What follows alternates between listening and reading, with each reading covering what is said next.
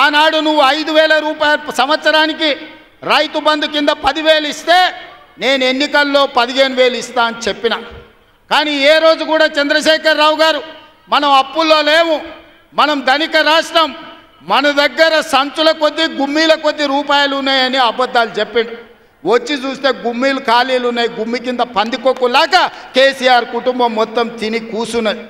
అయినా అధైర్యపడకుండా 15,000 బదులు ఆనాడు నువ్వు ఇచ్చిన 10,000 ఎగ్గొట్టిన 10,000 కాకుండా ఇవాళ 12,000 రూపాయలు సంవత్సరానికి రైతులకు ఇవ్వాలని రైతు భరోసా కార్యక్రమాన్ని జనవరి 26 తారీఖు నాడు ప్రారంభించుకున్నాం.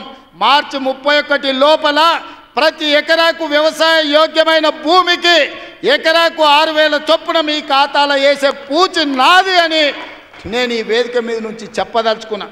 ఆయన అంటుండు ఎగ్గొడతారని. నేను నీలాక మాట చెప్పి ఎగ్గొట్టేటోని కాదు.